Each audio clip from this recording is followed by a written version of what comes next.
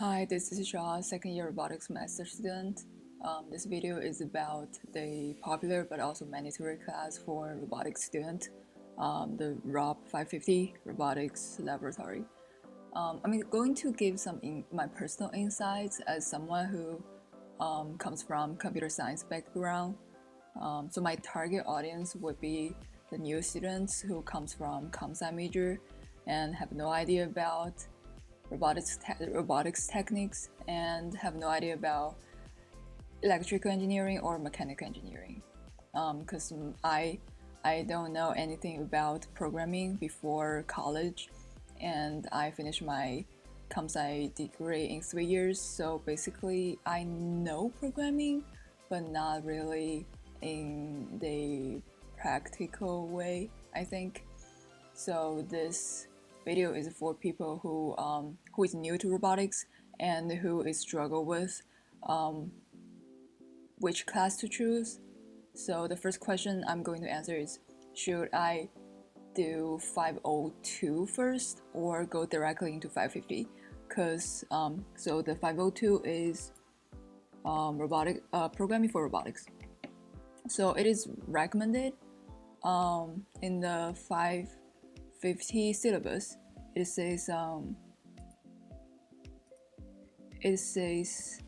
warning, software development in C++, and Python is major part of this course.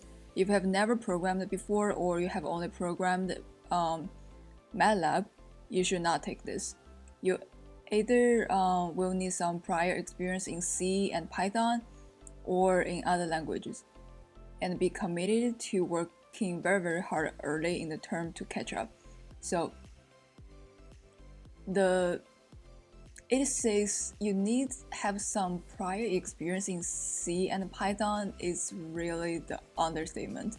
It's not like have prior experience. It has to be you are very comfortable with C++ programming and Python, because you have to have the confidence to say that if you have a problem right now, you are asked to solve it in C++, you wouldn't be like, I don't know, I can give it a try. You should have the confidence to say that, okay, I will work on it, because this class is really hard. And if you come from computer science major and you do C++ like when you were sophomore, when you were learning computer architecture, and now all of a sudden you have to do C++ for some topics that you probably never heard before. Because if you look at the course plan, there is a motor control, PID controller, SLAM, mapping, other sensors, path planning, A-star, and all of this you have to programming on Raspberry Pi, and also you have to control that little robot to move. It is like, if you have never heard of PID control before, I didn't. So it really gave me a lot of trouble for this part, because I have to, on the one side, to learn the control theory, on the other hand, to catch up on C++. It is really a lot, because we all know C++ is very challenging. I am very comfortable with Python. However, C++ is next level, because we always say that every programming language has is good at something, but C++ has everything. So you probably is an expert on one thing with C++, but could have no idea on something else with C++. So if I can do everything again, I would take 502. I would definitely take 502 first to force myself to familiar with C++. And also, I even think the department should make this class to be mandatory, and also add ROS to be a part of it. And I will explain that later. So a final answer to the question, should I do 502 first or go directly into 550? Yes, if you're not super confident with your C++ programming. because this class, the first half is all about C++ and the second half is all about Python. Everybody can pick up Python really quick, but I don't know if, because I'm not a genius, I cannot pick up C++ in just a class. So I would do 502 first, definitely. So second question, what is the workload of 550? It's very heavy. It's very heavy, and usually people would take it with 501, which is another class that is mandatory. 501 is math. I'm not good at math, so taking them at the same semester really gives me a lot of pressure. And if you're good at math, you probably can't do them at the same time. I don't know, I'm not that strong, so I don't know, it really depends on your background. So if you're like me, I've never do any programming before college, I'm not really like math genius. So if I can do everything again, I would take them in different semester, and I would take 501 with 502. And I wish the department could teach us more about ROS in like 502. Okay, so if we look close to the course plan, if you're from mechanical engineering, you probably know this concept, but if you're a computer science major, we don't learn this in college. So if you are come from comp sci, like you don't have to ask how heavy the workload is, it just looks confusing. So you probably already know it's very heavy. And the classes consist of two projects. One is bot lab, another is arm lab. So in the bot lab, you have this one. This is a LiDAR. By the way, before taking this class, I don't even know how a LiDAR looks like. If you don't know either, the workload is very heavy, definitely. So there are two motors, and we have a Raspberry Pi and a Big Bone Blue here. So basically this lab is about make this robot become autonomous,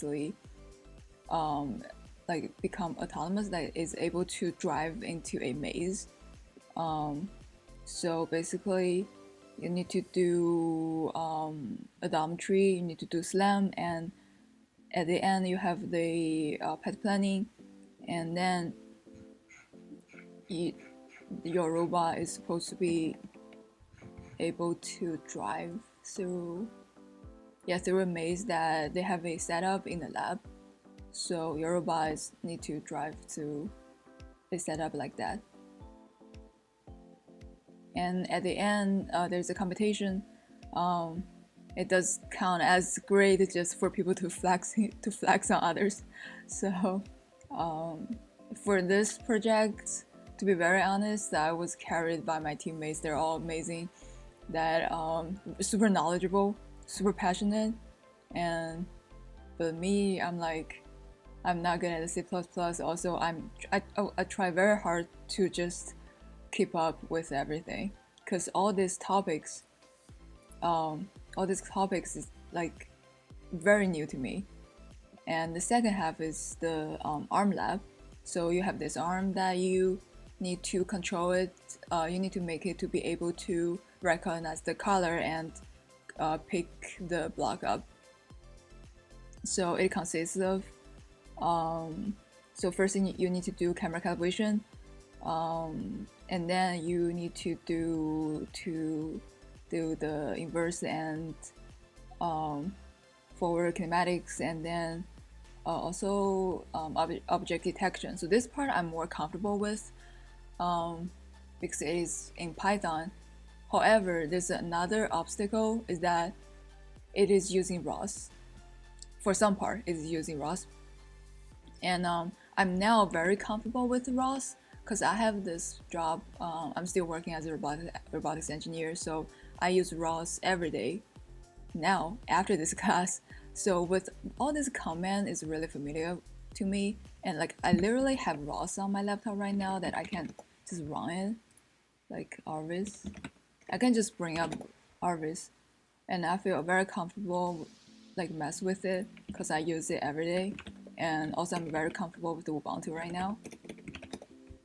However, taking this class, I know nothing about it, and all this comment looks mystery to me. I don't understand anything about ROS. Like ROS is the middleware that is super popular in the robotics world. If it comes from Kamsa, you probably never heard of it, but it's big. It's huge right now. And I literally used one of the package we were using in this class to do camera calibration in my job. Where is it? Camera calibration. Yeah, I remember we were using